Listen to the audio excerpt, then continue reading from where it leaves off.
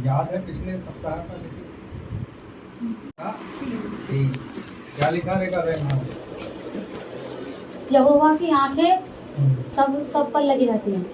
भले या बुरे दोनों का लग जाए। चलिए परमेश्वर का धन्यवाद हो। आज हम देखेंगे प्रार्थना के विषय।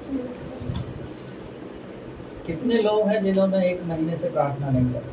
हाथ उठाएं। 1 महीने से या 15 दिन से नहीं की, 1 सप्ताह से नहीं की, या 1 दिन हो गया नहीं की।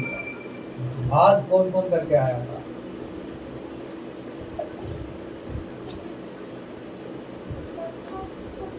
प्रार्थना क्यों जरूरी है? प्रार्थना हमारे जीवन के लिए क्या महत्व रखती है? यदि आप बिली ग्राम की गवाही को पढ़ोगे तो आपको पता चलेगा कि उसकी माँ ने उसके लिए 30 साल प्रार्थना की और उसने एक बुक भी लिखी है प्रार्थना के विषय में, और वो कहता है प्रार्थना प्रार्थना प्रार्थना ही हमारे जीवन का अंग है। यदि हम प्रार्थना नहीं करेंगे तो हमारे जीवन में कुछ भी नहीं है। एक हम चलते फिरते संसारिक मनुष्य के समान होंगे।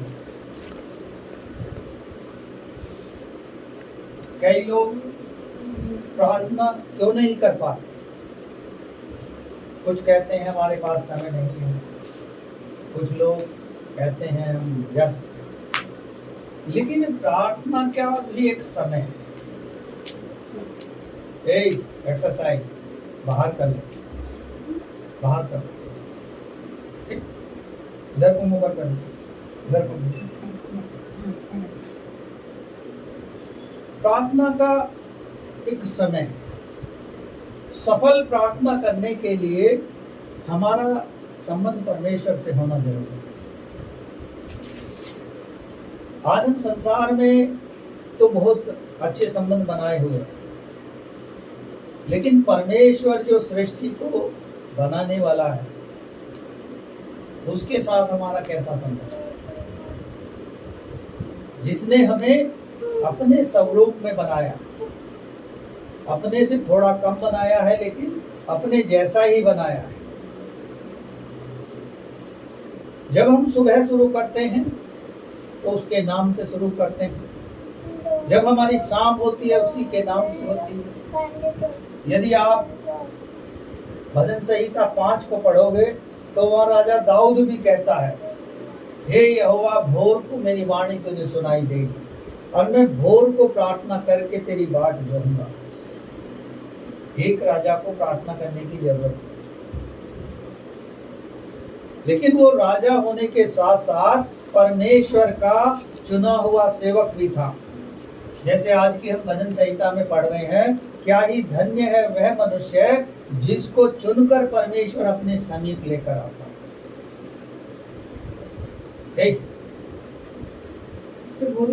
आप और हम चुने हुए लोग हैं और उसने समीप बुलाया है अपने आंगन में खेलने कूदने के लिए, बढ़ने के लिए, उन्नति के लिए। यदि हम प्रार्थना नहीं करेंगे तो लिखा है वचन में, जहां दर्शन और प्रार्थना नहीं होता वहां लोग निरंकुश हो जाते हैं, यानी निराश हो जाते हैं। उनके जीवन में फिर कोई आशा नहीं है। जैसे हम शरीर की कमजोरी के लिए बूस्टर लेते हैं, कोई बॉर्नविटा लेता है, कोई हॉर्लिक्स लेता है, कोई इस तरह का ड्रिंक्स लेता है, तो एक हमें ताकत मिलती है। लेकिन हम विश्वासियों के लिए, हम परमेश्वर के चुने हुए लोगों के लिए परमेश्वर ने प्रार्थना हमारे लिए एक बूस्टर रखी है। यदि हम नित्य प्रार्थना नहीं करेंगे तो हमारा जीवन केवल जीवन ही रहेगा, एक सफलता की ओर नहीं बढ़ सकता। आइए परमेश्वर के वचन की ओर चलेंगे। मेरे साथ लूका 18 अध्याय के 1 पद को पढ़ें। वहां क्या कहता है लूका?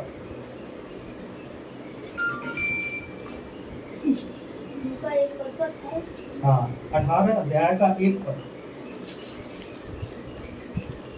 उसने उन्हें यह बताने के लिए कि निराश हुए बिना उनको सदैव प्रार्थना करना चाहिए, यह दृष्टांत कहा। मेरी यदि बाइबल में से पढ़ें तो यहाँ लिखा है, फिर उसने इसके विषय में कि नित्य प्रार्थना करना और हियाव न छोड़ना चाहिए, उनसे यह दृष्टांत कहा। नित्य प्रार्थना करना, नित्य का मतलब कंटिन्यूसली है। कंटिन्यूसली इंग्लिश वर्ड है, और रोजाना, यानी हिंदी शब्द यदि कहें नित्य का, रोजाना हमें प्रार्थना करनी चाहिए। यहाँ ये नहीं लिखा कि 1 महीने बाद करना, आज आया है तो 10 दिन बाद दुआ करना। यहाँ लूका रचित सुसमाचार में कह रहा है परमेश्वर का वचन कि हमें नित्य प्रार्थना करनी, और हियाव यानी जो हमारे अंदर घबराहट हो जाती है, परेशानी हो जाती है, जो हमारे जीवन में संकट आ जाता है, वो प्रार्थना के द्वारा हट जाता है। जैसे बहन दवाई दे रही, इन्हें डर था, इनका मन नहीं लगा घूमने में, लेकिन ये प्रार्थना करते रही, परमेश्वर ने उत्तर दिया। ये प्रार्थना हमें सफलता की ओर लेकर जाती है। यदि ये प्रार्थना ना करती तो परमेश्वर में कुछ भी हो सकता, वो अधिकारी भी आ सकता, इनको डिस्टर्ब भी कर सकता है, लेकिन परमेश्वर ने हृदय की पीड़ा को जाना और प्रार्थना को सुनकर उत्तर दिया, जो उसने वचन में वायदा किया है, मैं तेरे पुकारने से पहले ही तेरी सुन लूंगा। पहला शमूएल हम पहला अध्याय देखते हैं, जब हन्ना अपने परिवार से, अपने घराने के लोगों से दुखी होकर, निराश होकर जब वो परमेश्वर के भवन में बैठी थी, तो वो गिड़गिड़ा कर, आंसू बहा बहा कर, रो रो कर प्रार्थना कर रही थी। क्यों? कि प्रभु मेरे इस अपमान को तू दूर कर सकता। आज हमारा भी जीवन इसी प्रकार का है। हमारी कमी क्या है? हम छोटी सी चीज पाके खुश हो जाते हैं। जैसे बच्चा है ना, चॉकलेट मांग रहा है और उसे चॉकलेट दिला दो तो वो बिल्कुल खुश हो जाएगा, फिर वो कई दिन बाद मांगेगा। कुछ बच्चे ऐसे शैतान हैं, अभी मांगे तुरंत पूरी को एक साथ खा जाएगा, फिर कहेगा और दे दो, और दे दो, और दे दो। उस चीज को भी परमेश्वर पूर्ति करता है। यहाँ कह रहा है नित्य प्रार्थना करना और हियाव न छोड़ना, ये दृष्टांत लोगों को समझा रहा है। यानी परमेश्वर का वचन हमारे से और आपसे बात कर रहा है, शायद हमारे जीवन में प्रार्थना की कमी है, हम प्रार्थना नहीं करते। हम में से हर एक बैठा हुआ यहाँ हर एक व्यक्ति जानता है कौन कितनी प्रार्थना करता है। यदि हम प्रार्थना नहीं करेंगे तो फिर हमारा जीवन किस काम का? हमें परमेश्वर ने बुलाया है। मैं ऐसे भाई बहनों को भी जानता हूँ जिनके पास समय नहीं होता, वो बाथरूम में जब टॉयलेट के समय जाते हैं वहां भी प्रार्थना करते हैं। जो खेती किसानी से जुड़े हैं, यदि उनके घर में उन्हें समय नहीं मिल रहा है तो वो अपने खेत पर जाकर प्रार्थना करते हैं। परमेश्वर उन लोगों को वहां पे मौका दे रहा है, और हमें परमेश्वर ने सब कुछ दिया है हमारी प्रार्थनाओं के द्वारा, फिर हम प्रार्थना के जीवन को कमजोर क्यों कर रहे हैं? हमेशा याद रखो, कमजोर को ही लोग दबा लेते हैं। जिसको कहते हैं ना आज की भाषा में कि दबंग से हर कोई डरता है, तो जो प्रार्थना में दबंग है, जो प्रार्थना में मजबूत है, उससे शैतान भी डरता है, कहता है इससे दूर रहो। क्यों? क्योंकि उसे पता है इसके पास एक हथियार है, इसके पास ऐसा हथियार है जिससे ये मुझे घायल कर दे। सांप जो है इंसान से क्यों डरता है? क्योंकि वो जानता है ये मुझे मार देगा। जितना इंसान डरता है उतना ही वो भी डरता है उससे। हमें अपने आप को ऐसा तैयार करना है कि प्रार्थना में मजबूत हो जाए। आइए मेरे साथ निकालकर एक और पद पढ़ेंगे जल्दी से। दूसरा इतिहास 7 अध्याय के 14 और 15 पद को पढ़ेंगे। दूसरा इतिहास 7 अध्याय के 14 और 15 पद को पढ़ें। वह प्रार्थना के विषय में क्या कहता है?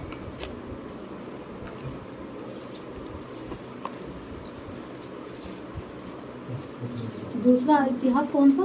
7 का 14 और 15।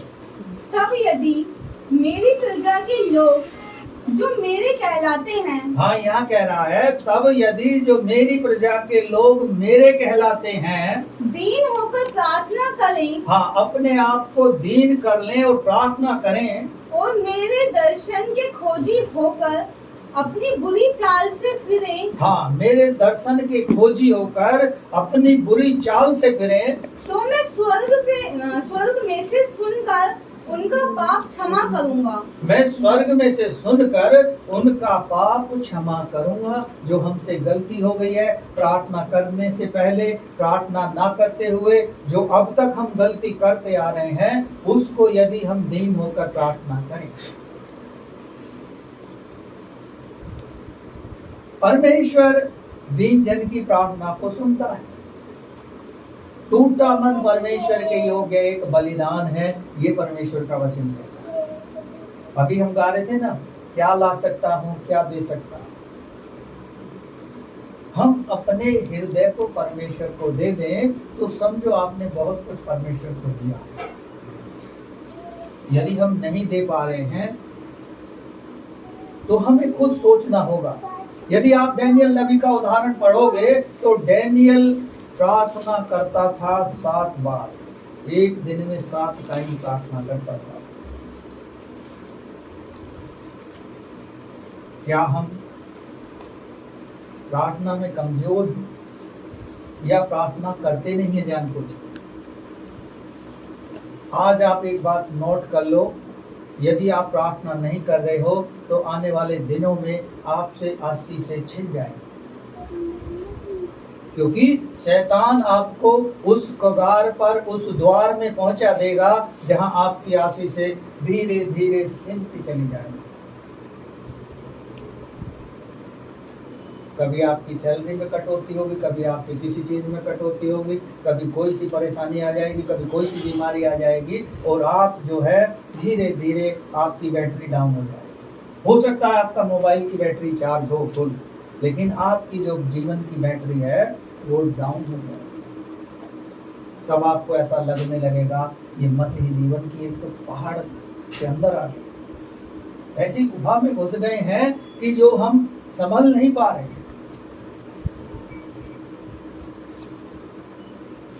प्रार्थना, वचन और संगति ये हमारे जीवन के लिए बहुत जरूरी है। यदि हम नहीं करेंगे तो शैतान हमारी आशीषों को हमसे छीन कर ले जाएगा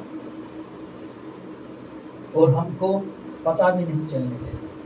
इसलिए कह रहा है यदि मेरी प्रजा के लोग जो मेरे कहलाते हैं दीन होकर प्रार्थना करें और अपनी बुरी चाल से फिर जाएं। बुरी चाल का मतलब ये है जो हमने हट पकड़ ली है, जो हमने संसारिकता से मन लगा लिया है, जो हमने संसार की बातों को देख रहे हैं।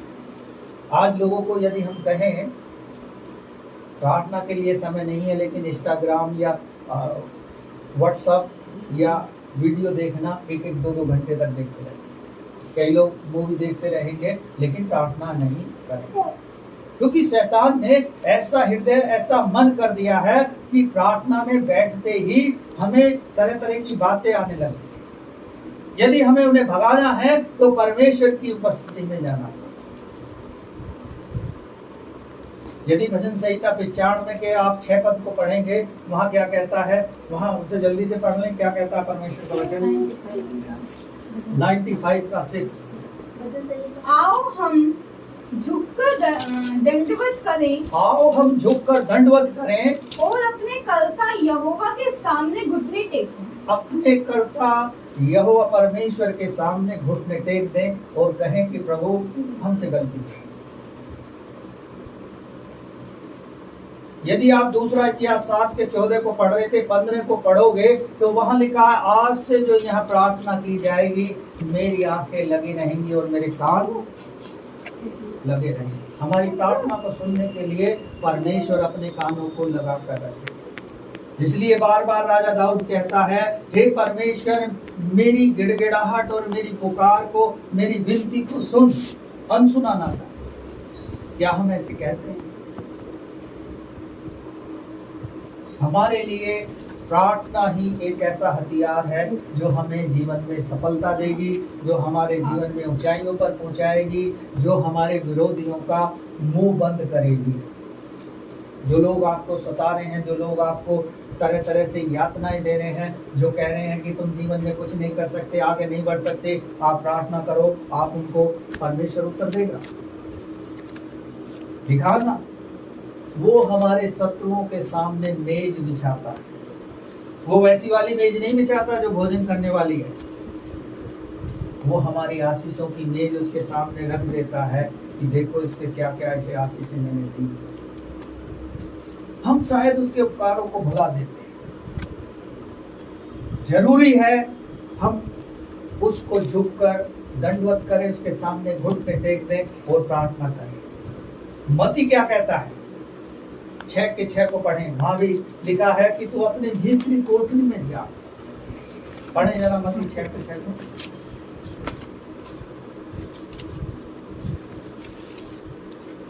परंतु जब तू प्रार्थना करे हाँ, तो अपनी कोठरी में जा और द्वार बंद करके अपने पिता से जो गुप्त में है प्रार्थना करता। हाँ। तेरा पिता जो भीतरी कोठरी में नहीं जा रहा, जिसका परमेश्वर से एक रिलेशन टूट गया है, उसको परमेश्वर मौका देना चाहिए। भीतरी कोठरी में जा, द्वार बंद कर और उससे बात कर अपने पिता से। वो जानता है सब कुछ। ऐसा नहीं है कि हमें कोई देख नहीं रहा है, हमारे कोई सुन नहीं रहा है और हमें कोई जानता नहीं। जब उसने हमें चुना है तो वो हमारे को अच्छे से जानता है।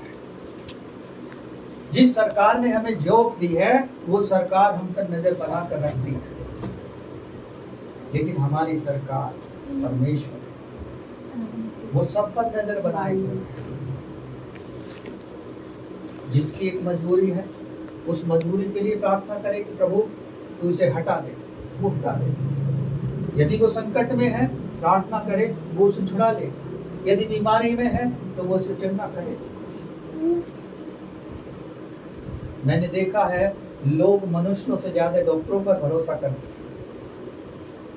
मनुष्य पे इतना भरोसा नहीं, लेकिन यदि आप भजन संहिता को पढ़ोगे, लिखा है कि तुम मनुष्य और प्रधानों पर भरोसा मत करना, उनमें उद्धार करने की सामर्थ्य नहीं। यदि आज आपकी सहायता कर दी है उन्होंने किसी काम के लिए, कल आपको उल्हानों से वो भर देंगे, कल आपका जीना मुश्किल कर देंगे और कहेंगे कि ये है वो व्यक्ति जो परेशानी में था और गिड़गिड़ा रहा था, मैंने इसकी सहायता की।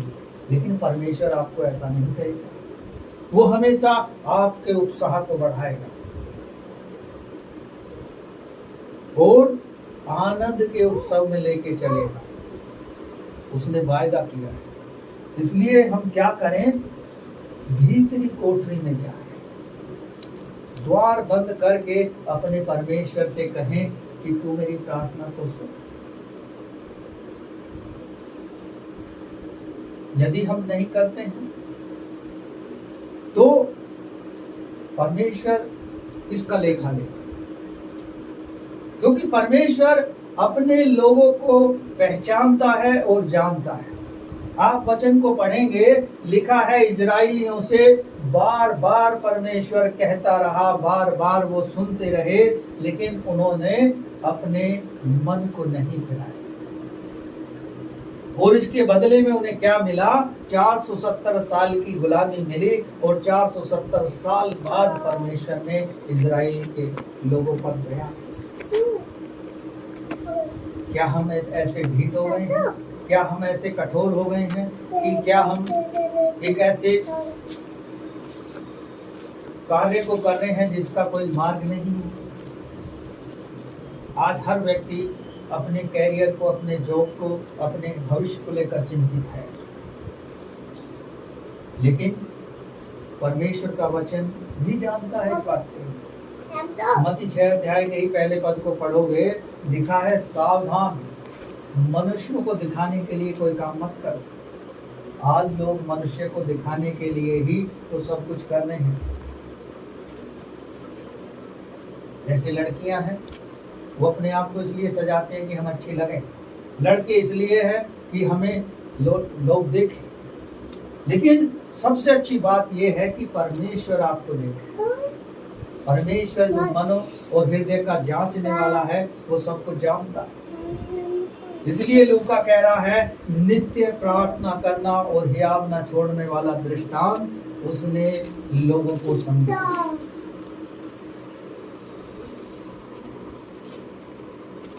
हमें इस बात को समझना होगा कि यदि हम प्रार्थना नहीं कर पा रहे हैं तो क्यों?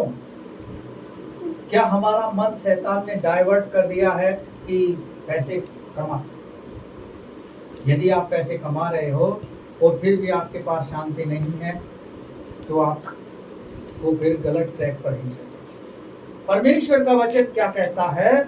सब कुछ परमेश्वर देता है। लिखा है, उसके धर्म और राज की खोज करो, सारी वस्तुएं मिल जाएंगी। अब सवाल ये उठता है जो आजकल की नौजवान पीढ़ी करती है।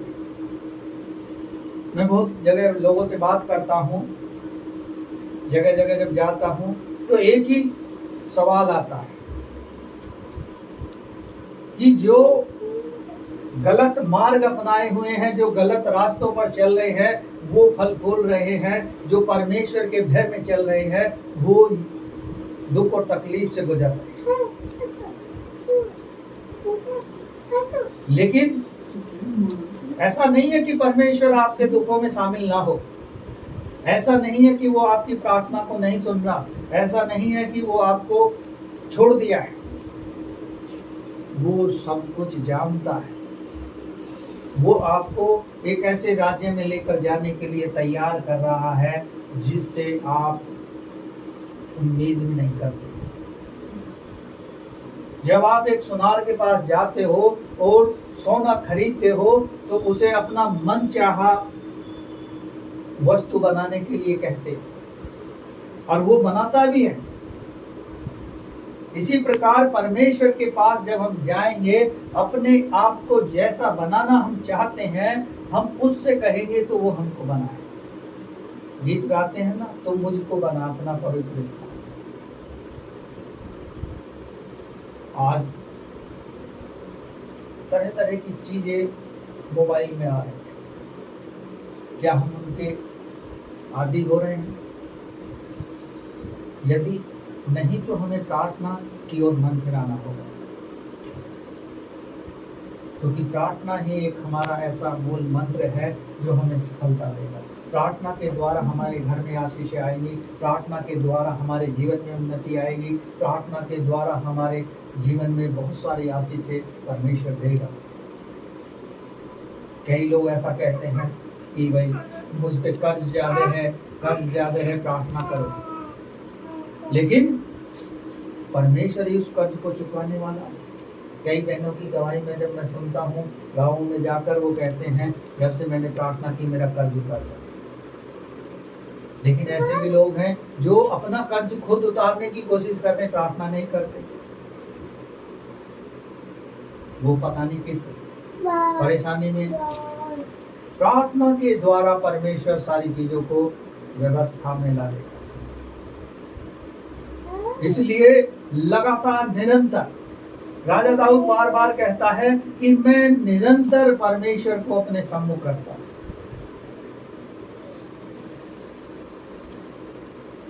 बहुत लोग ऐसे हैं, आज यहाँ आए हैं, प्रार्थना सुन के चले जाएंगे, फिर उसके बाद आने वाले संडे में ही प्रार्थना करेंगे। हमें प्रार्थना में समय बिताने के लिए परमेश्वर ने हमें एक अच्छा स्वास्थ्य दिया है, हमें एक अच्छी जॉब दी है, एक अच्छी हमें रहने का स्थान दिया है, फिर हम उसका धन्यवाद क्यों नहीं करते? क्योंकि हम परमेश्वर से बहुत दूर चले गए। मैं एक समय मेरठ में था और बेगम पुल के पास वहाँ एक हमारी प्रार्थना सभा चल रही थी। वहाँ पंजाब से आए हुए एक प्रभु के दास थे, वो वचन को बांट रहे थे। उन्होंने एक स्टोरी बताई कि यीशु मसीह एक भाई का हाथ पकड़ के चलता है और वो भाई भी कहता है कि प्रभु तू मेरा हाथ पकड़ और मुझको लेके चल। प्रभु ने कहा ठीक है बेटा, तू मेरे साथ चल। और उस स्टोरी में हम देखते हैं कि यीशु मसीह उसका हाथ पकड़ के जा रहा है। यीशु मसीह सामने की ओर देख रहा है और जो व्यक्ति चल रहा है वो संसार की चीजों की ओर देख रहा है। अरे कितना अच्छी गाड़ी है, कितना अच्छा बंगला है, कितनी सुंदर महिला है, सब कुछ वो देखता जा रहा है। और धीरे धीरे क्या देखते हैं कि उस स्टोरी में आगे चल के यीशु मसीह का हाथ उससे छूट जाता है। यीशु मसीह उसे पीछे मुड़ के देखता है और आवाज लगाता है, मन फिरा और आ जा। लेकिन वो व्यक्ति संसार में खो जाता है। वो जब संसार में खो गया फिर उसे कौन निकालेगा? आज ऐसे ही मसीह भाई बहन संसार में खो गए हैं। कब उन्होंने यीशु मसीह का हाथ छोड़ दिया उन्हें नहीं पता, या पता है तो रियलाइज नहीं करना चाहते। आज हर चीज हमें परमेश्वर देता है। उसने हमें ये सांस दी है, उसके लिए भी हम धन्यवाद करें। आज का दिन दिखाया है, उसके लिए भी धन्यवाद करें। बहुत से लोग हैं जो ऐसी परेशानियों से गुजर रहे हैं, ऐसी कठिनाइयों से गुजर रहे हैं, ऐसी भूख प्यास से गुजर रहे हैं।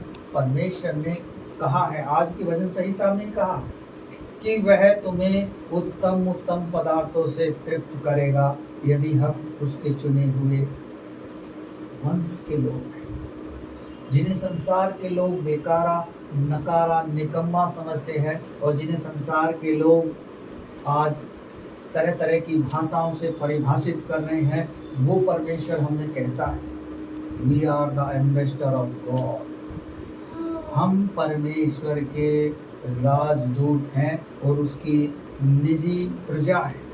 उसने किसी को अपनी निजी प्रजा नहीं कहा, लेकिन आपको और हमको कहता है, क्योंकि उसने हमें सेलेक्ट करा है, चुना है और हमारा अभिषेक किया है और हमें ऐसा मन दिया है कि हम उसके साथ हैं।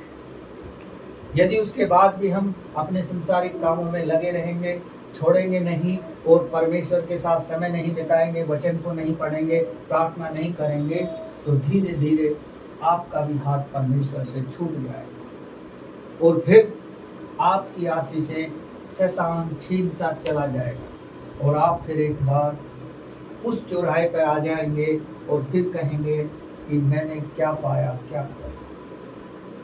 फिर आपको नहीं पता चलेगा। और कभी इत्तेफाक से यदि प्रभु के सेवक से जिसके द्वारा आप लाए गए उससे मुलाकात हो जाएगी, तो आप फिर उसके सामने अपना पूरा दुख बयां करोगे कि पास्टर जी, मैंने तो बहुत प्रार्थना भी की, भरोसा भी रखा, विश्वास भी किया, लेकिन मेरे जीवन में कुछ नहीं हुआ। आजकल लोगों की धारणा ऐसी है, अपनी गलती नहीं बताते, अपनी गलती को छुपा लेते, लेकिन परमेश्वर उन गलतियों को रियलाइज कराता है, मौका देता है। इसलिए मरकुस में भी लिखा है, मन फिराओ लौट आओ क्योंकि स्वर्ग का राज निकट आया। ऐसे समय में भी जो अंतिम दिनों में, अंतिम क्षणों में हम जी रहे हैं, उसमें भी लोग प्रार्थना से वंचित हैं, तो फिर उनका क्या हो सकता है ये नहीं। प्रकाशित वाक्य 3 अध्याय को पढ़ोगे, वहां बार बार कहता है परमेश्वर का वचन, देख मैंने तेरे धीरज को देखा, तूने पहला सा प्रेम छोड़ दिया है और तू यदि मन नहीं फिराएगा और प्रेम नहीं रखेगा तो मैं तेरी दीवट को हटा दूंगा। यानी परमेश्वर खुद आके उसको हटा देगा। इससे पहले कि परमेश्वर कुछ और नया निर्णय ले हमारे और आपके विषय में, हम नित्य प्रार्थना करें, अपने मन को मजबूत कर ले कि परमेश्वर ही है जो हम पर दया कर सकता है, परमेश्वर ही है जो हमारी आशाओं को, निराशाओं को आशा में आनंदित कर देगा। फिलिप्पी 4:4 को आप पढ़ोगे, वहां लिखा है कि प्रभु में सदा आनंदित रहा। डैनियल एक ऐसा व्यक्ति था जो 7 समय दिन में प्रार्थना किया करता था, लेकिन उसको रिवॉर्ड मिला। क्या रिवॉर्ड मिला? कि परमेश्वर ने उसे एक ऐसा पद दे दिया और उसको परमेश्वर ने बचाया। जिन लोगों ने उसे शेरों की मांद में डाल दिया, प्रार्थना के द्वारा ही तो परमेश्वर ने शेरों के मुंह को बंद कर दिया, अन्यथा आप शेर के सामने जाके देख लें। परमेश्वर का वचन कहता है कि जो राजा ने उसको ये सजा दी थी, वो भी रात भर नहीं सो पाया अपने पलंग, और उसने राजकीय सुविधाओं को त्याग कर उस डैनियल की चिंता करता रहा, और परमेश्वर ने उसे शेरों की मांद में डरा के रखा। आज भी ऐसा ही समय है।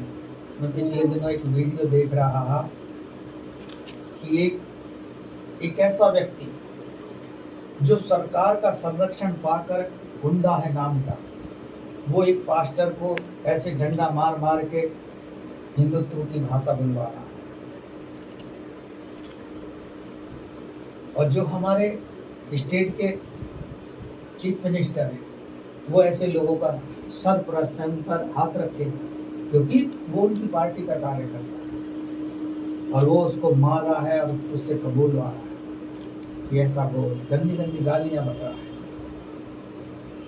लेकिन कहने का मेरा अभिप्राय ये है कि यदि प्रार्थना हम करेंगे तो परमेश्वर ऐसे लोगों के मुंह को भी बंद करना चाहता है।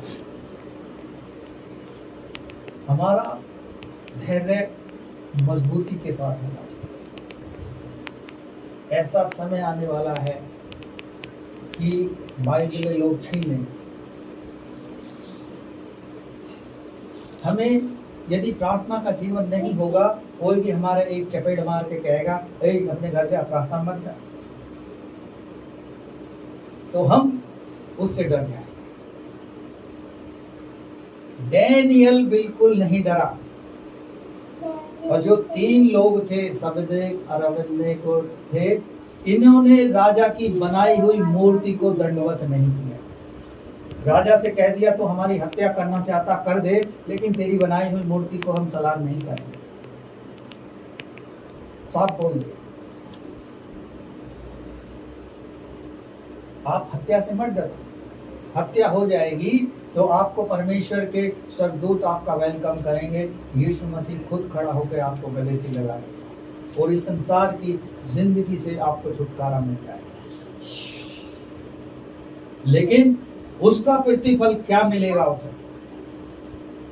आपने बाद का परिणाम लोग नहीं देखते, शुरू का परिणाम देखते हैं। उस व्यक्ति ने उस व्यक्ति को, पास्टर को, डंडे के जोर पर उससे जो चाहा कहलवा दिया, लेकिन आने वाली उसकी पीढ़ियों को कितना श्राप परमेश्वर मिलेगा, कितना परमेश्वर उनको दंड देगा, वो उस चीज से अनजान है। क्योंकि लिखा है, जो मेरे दास को छूता है वो मेरी आंख की पुतली को छू लेता है, फिर उसका पलटा परमेश्वर लेता है। आप भुज के बारे में जानते हो? जो ये है गुजरात में भुज, वहां एक प्रभु के दास को कुछ लोगों ने नंगा करके घुमाया, उसे मारा, पीटा। आपको याद है भुज में कितना बड़ा भूकंप आया, और कब आया था? 26 जनवरी के दिन।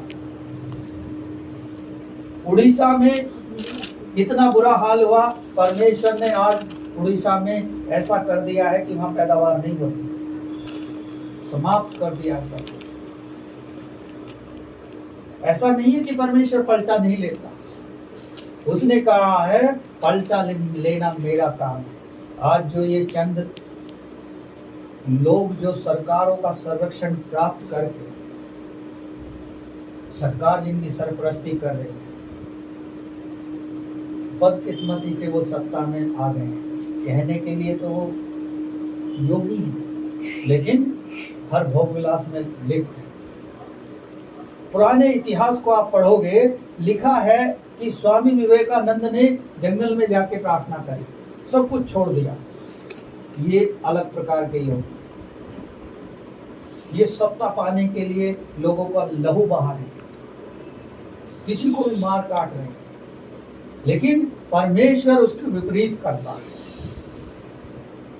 आज जब उस वीडियो को आप देखोगे तो आपके हृदय में आंसू आ जाए। एक वकील ने तुरंत उसमें रिप्लाई किया कि इस व्यक्ति की जो ये डंडा मार के कबूल रहा है, इसकी सारी डिटेल मैंने निकाल ली है, ये एक भाजपा का ही गुंडा है। लेकिन परमेश्वर उसको न्याय करेगा। एक पासवान ने लिखा कि प्रभु ही इसे बुद्धि दे कि इसकी पीढ़ियों को परमेश्वर क्षमा कर दे। पीढ़ियों तक दंड देने वाला परमेश्वर है। आप व्यवस्था विवरण 28 अध्याय में पढ़ लें, वहां लिखा है जो जो आशीषें परमेश्वर ने हमारे लिए ठहराई हैं, उसके साथ साथ हमारे लिए श्राप भी ठहराया है। जो लोग आज परमेश्वर के दासों को अभद्रता कर रहे हैं या गलत तरीके से पेश आ रहे हैं, परमेश्वर उसका न्याय जरूर करेगा। आज हमें जरूरत है प्रार्थना करने की। भजन संहिता 57 में आप पढ़ोगे, वहां पहले पद में लिखा, हे मेरे परमेश्वर, हे मेरे परमेश्वर, जब तक ये विपत्तियां निकल ना जाए, मैं तेरे पंखों तले शरण लिए रहूं। तो हमें प्रार्थना के द्वारा परमेश्वर के पंखों तले शरण लेनी है, ताकि वो हमारी सहायता कर सके। एक प्रभु के दास ने एक विजन देखा कि आने वाले दिनों में जो विपत्तियां आएंगी, परमेश्वर अपने लोगों को कैसे बचाएगा। एक बहुत बड़ा स्टेडियम है और वो कांच के उससे भरा,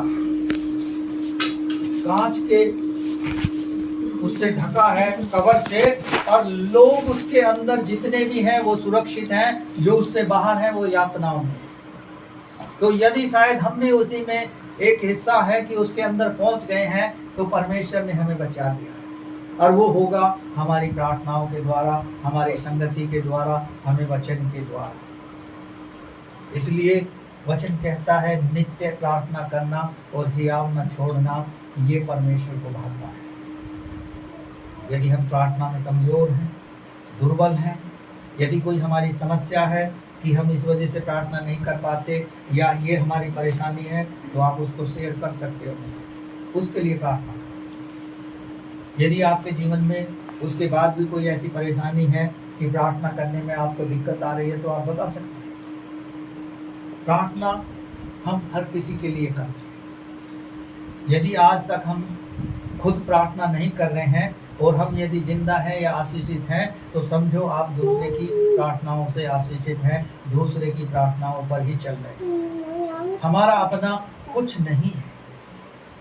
यदि हमें भी उसमें भागीदारी करनी है, अपनी प्रार्थनाओं से दूसरों को आशीषित करना है, तो हमें प्रार्थना का जीवन जीना। हमें अपने जीवन से उस कमी को दूर करना होगा जो हम आज तक प्रार्थना नहीं कर पाए। अब जाड़े का समय आ रहा है, लोग प्रार्थना से और थोड़े ठंडे हो जाएं, क्योंकि जाड़ा लगेगा और बाहर निकलकर आप प्रार्थना नहीं कर पाओगे। लेकिन फिर भी प्रार्थना करनी, प्रार्थना लगातार निरंतर करते रहोगे तो आपको मजबूती मिलेगी, आपको बल मिलेगा, आप आशीषित होंगे, आपका परिवार आशीषित होगा और आपकी प्रार्थनाओं के द्वारा परमेश्वर आश्चर्य कर्म करेगा। यही वजह है कि हम अपने जीवन में हमेशा कमजोरी महसूस करते हैं। परमेश्वर बड़े बड़े आश्चर्य कर्म करने का वायदा करता है। मरकुस 15 अध्याय आप पढ़ोगे, वहाँ साफ कहता है, यदि तुम मुझ पर विश्वास करते हो तो मुझसे बड़े बड़े काम करोगे। विश्वास करके प्रार्थना करोगे तो सब कुछ हो जाएगा। आप यशायाह 37 अध्याय को पढ़ोगे, वहां लिखा है कि हिजकिय्याह राजा जब मरने पर था, तो यशायाह नबी के द्वारा उसके पास एक वचन पहुंचा कि तू अपने घराने से जो कहना चाहता है कह दे, तू निश्चय मर जाएगा। लेकिन उसने उस वचन को सुनकर हिजकिय्याह ने मन को फिरा लिया और आंसू बहाकर प्रार्थना करने लगा। और उसके बदले में उसे क्या उत्तर मिला? परमेश्वर ने उसकी आयु को 15 वर्ष बढ़ा दिया।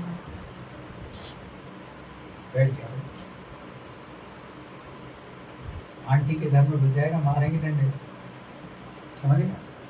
शांत। तो हिजकिय्याह की प्रार्थना, पश्चाताप की प्रार्थना के द्वारा परमेश्वर ने उसमें दया की। और यशा नबी उससे कहकर उसके घर से बाहर निकला ही नहीं था, उसके आंगन में ही था, तो एकदम परमेश्वर ने उसकी प्रार्थना का उत्तर दे दिया और कहा कि हिजकिय्याह से कह दे, मैंने तेरी प्रार्थना को सुना है, तेरे पश्चाताप को देखा है, तेरे आंसुओं को देखा है, इसलिए मैं तेरी आयु को 15 वर्ष और बढ़ा देता। यदि आप दीर्घायु चाहते हो, आयु को बढ़ाना चाहते हो, आशीषें पाना चाहते हो, तो आज से अपने जीवन के नियमों को बदल दो। प्रार्थना करो, प्रार्थना करो। यदि आप पर कर्ज भी है तो उसके लिए प्रार्थना करो, परमेश्वर चुकाने में मदद करेगा। लेकिन तब जब आप ईमानदारी से परमेश्वर के साथ चलोगे। यदि ईमानदारी नहीं बरत रहे हो तो आप भी ईमानदारी से परमेश्वर आपको उतनी ही आशीष देगा जितनी ईमानदारी से आप चलो। याद है मुझे, एक परिवार में मैं बैठा था एक दिन, गाजियाबाद में था या गुलाबगंज में, मुझे ध्यान नहीं है, लेकिन वो परिवार कह रहा था कि देखो जी, हम कमाते बहुत हैं लेकिन हमारे को बचता नहीं है, 1 रुपया भी हम नहीं बचा पाते। लेकिन जब हम पहले अच्छे से जीवन बिता रहे थे, प्रार्थना कर रहे थे, तो परमेश्वर ने हमें बहुत सारी आशीष दे रखी। लेकिन अब जब से समय की, दसवांश की, सारी चीजों की चोरी शुरू करी, तब से हम छोड़ दिए। हर चीज पर परमेश्वर आशीष देता है। आज जब उस परिवार से मिलता हूं, मैंने जो उन्हें बताया कि आप समय से परमेश्वर के पास जाओ, समय से अपनी कमाई का दसवांश दो। एक बार को वो व्यक्ति हंसा क्योंकि उसकी सैलरी बहुत ज्यादा है। अब सैलरी जब ज्यादा हो जाती है तो दिक्कत यही हो जाती है। मान लिया कोई बैंक में कर्मचारी है और उसकी सैलरी 1.5 लाख है, तो 1.5 लाख का दसवांश 15,000 बैठता है, और जल्दी से 15,000 गिन के देगा तो उसे दुख लगेगा कि यार ये तो मैंने इसको नहीं दे दी, अब मेरे पास इतने रह गए। लेकिन आप विश्वास करो, जब आप प्रार्थना करोगे तो आपको परमेश्वर मल्टीप्लाई करेगा, क्योंकि मलाकी की पुस्तक में लिखा है, आओ और परख लो मुझे, ऐसा करके मुझे परखो कि मैं स्वर्गीय झरोखे खोल के तुम्हें आशीष देता हूं कि नहीं। इसलिए आज वो परिवार इतना आशीष है, परमेश्वर के लोगों को खुल कर देते हैं, और अपने ही नहीं, कोई भी परमेश्वर के नाम से उनके पास जाता है वो उसको खुल के दे देते हैं। आज परमेश्वर आपको ऐसा बनाना चाहता है, तो नित्य प्रार्थना करना, हियाव मत छोड़ो, डरो मत, प्रार्थना करो, परमेश्वर आपको सफलता देगा। प्रभु का धन्यवाद। एक और गाएंगे और समय